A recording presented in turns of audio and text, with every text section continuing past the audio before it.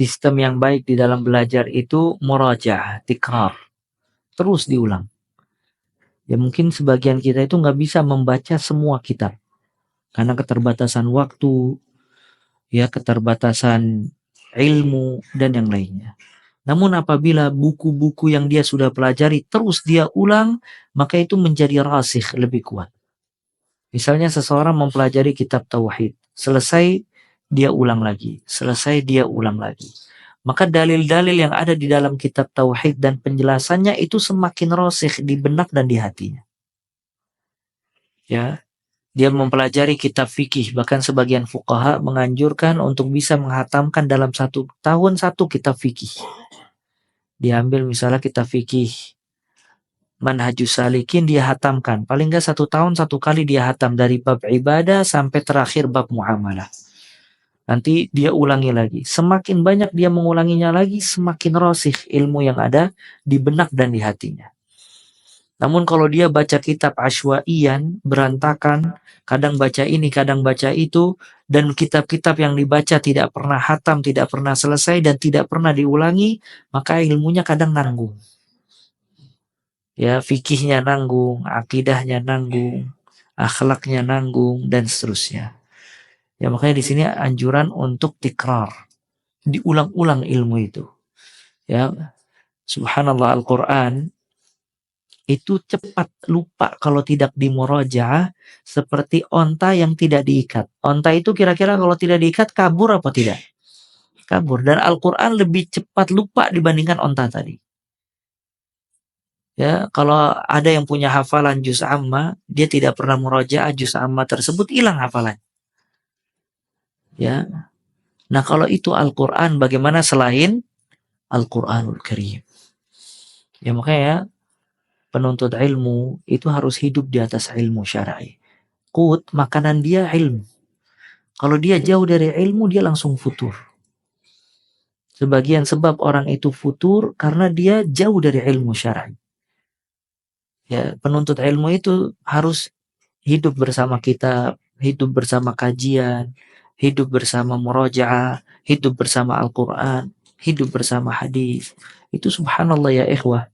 Kalau kita sehari-hari dari selain kesibukan duniawi, kita disibukkan dengan perkara tersebut, itu ada ketenangan hati. Makanya Abdullah bin Mubarak rahimahullah, dia sering menyendiri.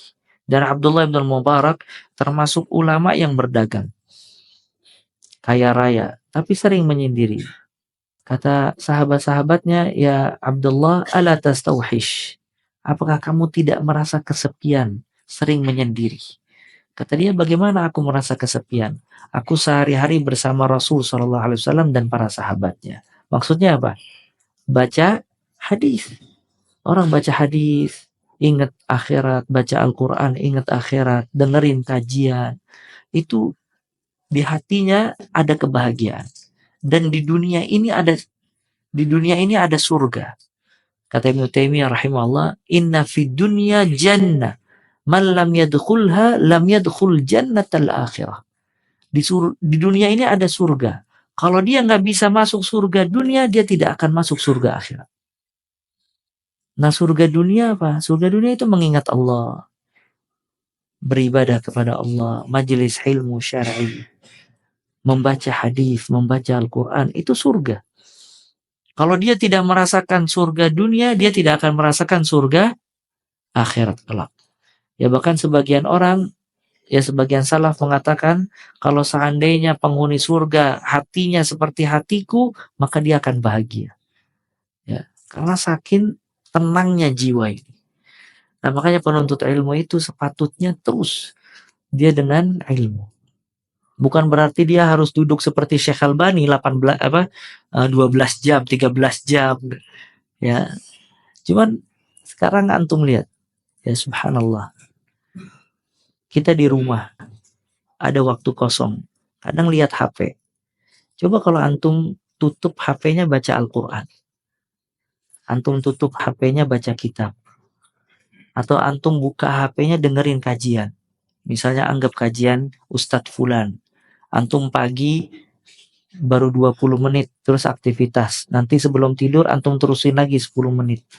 Nanti mungkin sore sambil ngopi terusin lagi. Satu hari antum bisa selesai satu kajian. Ya, belum Al-Qur'annya, belum antum ambil kitab Arba'in atau Riyadus Shalihin. Ada di samping tempat tidur, antum baca hadis-hadis tentang ikhlas, tentang sedekah, tentang akhirat, tentang akhlak, tentang fadail. Ya, nanti diulang lagi kalau udah selesai. Ya, subhanallah. Ya, hal-hal kayak gitu berkah, membawa keberkahan daripada ngelihat yang sia-sia.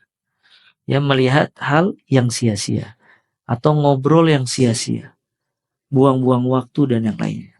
Maka kalau dia habiskan tadi buat mencari nafkah, dia uruskan keluarga dengan baik, silaturahim, kemudian dia baca Al-Quran, dia baca kitab, dia mendengarkan kajian, maka di situ akan hilang dari dirinya perkara-perkara yang tidak bermanfaat. Dia tidak mengurusi urusan orang lain. Ya, dia tidak mengurusi harta orang lain dan seterusnya. Akhirnya ada ketenangan di dalam hati. Ya, ada ketenangan di dalam hati, ada insyirah as-sadr dari ilmu yang dia pelajari karena dia selalu sibuk dengan qala Allah dan qala Rasul sallallahu alaihi wasallam.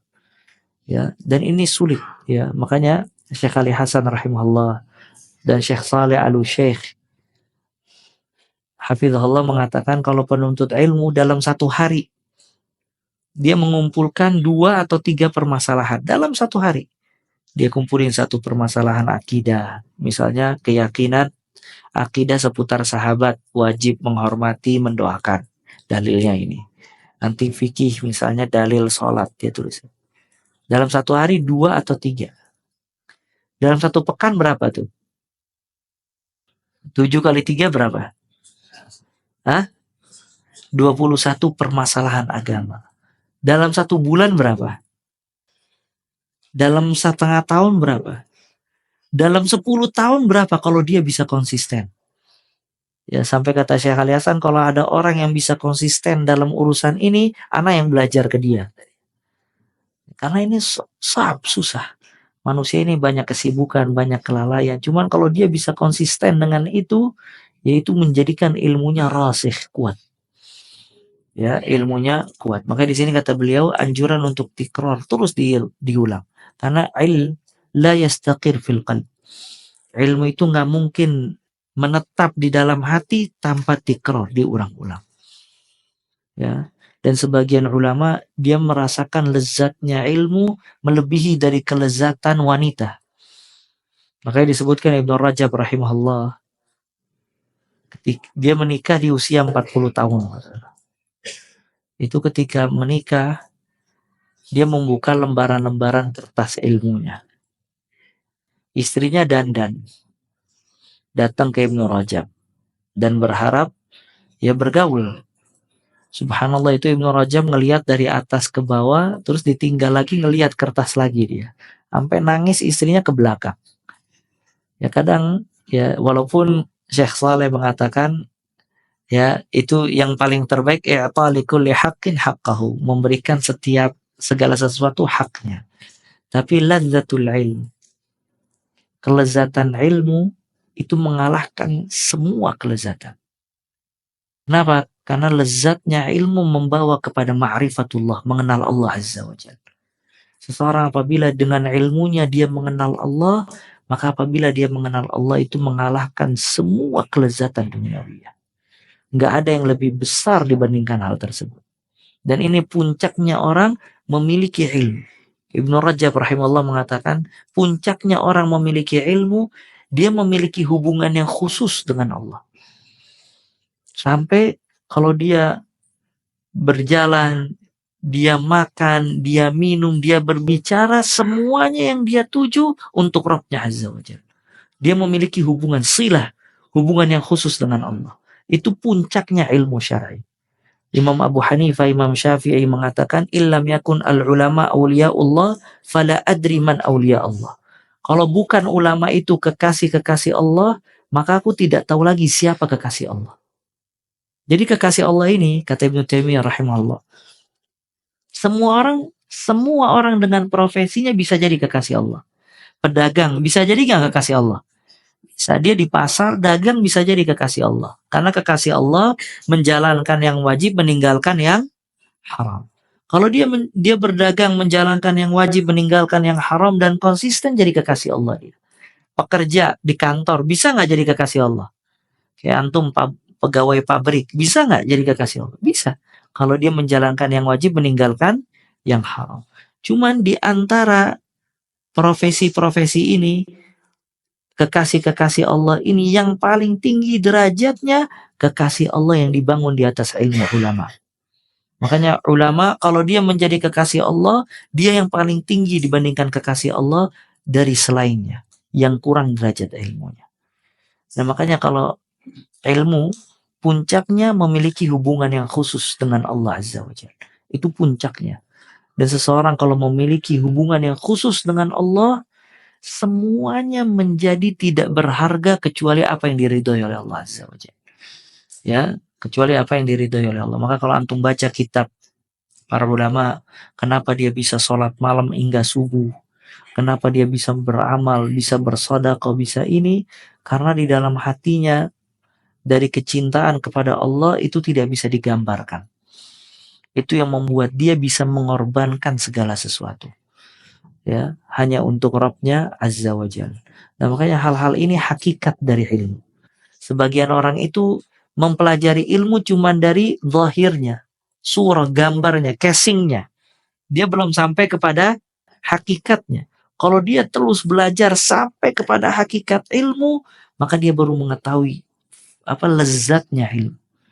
Mengenal Allah dan memiliki hubungan yang khusus dengan Allah Azza wa Jalla. Makanya benar kata Abu Hanifah dan Imam Syafi'i dan yang lainnya, illam yakun al-ulama awliya Allah fala adri man hum awliya Allah. Kalau bukan ulama menjadi kekasih-kekasih Allah, maka aku tidak tahu lagi siapa kekasih Allah Azza wa Jalla.